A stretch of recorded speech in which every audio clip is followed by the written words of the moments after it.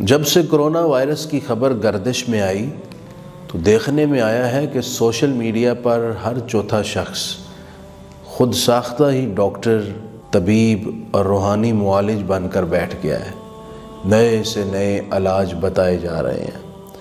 ایک audio message سننے میں آیا کہ کوئی صاحب کہہ رہے ہیں کہ آپ قرآن مجید سورہ بقرہ کے ورق پلٹائیے تو آپ کو کسی صفحے میں بال ملے گا۔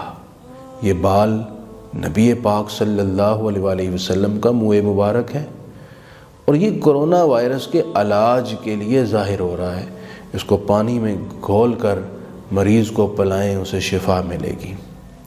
اور جس کسی کے ہاں اتفاق سے بال نکل آیا، لوگ اس کی زیارت کے لیے جمع ہو گئے اور پانی پینے والوں کی لائنیں لگ گئیں۔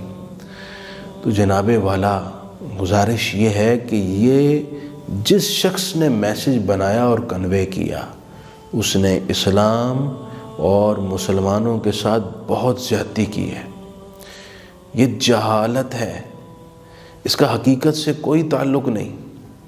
میسج بنانے والے نے مسلمانوں کے ایمان کو کمزوری کی طرف لے جانے کی ناجائز کوشش کی اور لوگوں کو توہم پرستی کی ایک نئی راہ پر ڈال دیا۔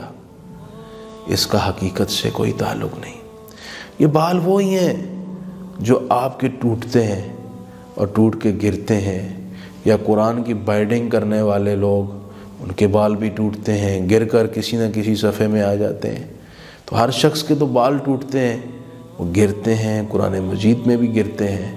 لہذا یہ وہی بال ہیں، ان کا نبی پاک صلی اللہ علیہ وسلم کے منہ مبارک سے کوئی تعلق نہیں۔ اگر آپ کو کوئی اس طرح کی خبر دے تو آپ اس کی بالکل تصدیق نہ کریں، اور قطعی طور پر یہ آڈیو میسج کسی کو شیئر نہ کریں۔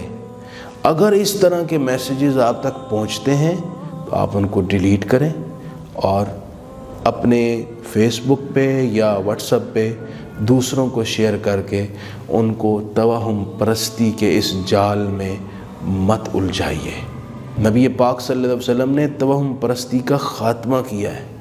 آپ نے فرمایا لا عدوى ولا حامۃ ولا سفرا۔ لہٰذا ہمیں بھی توہم پرستی سے بچ کر قرآن مجید کی تلاوت کرنی چاہیے۔ قرآن مجید میں شفا ہے۔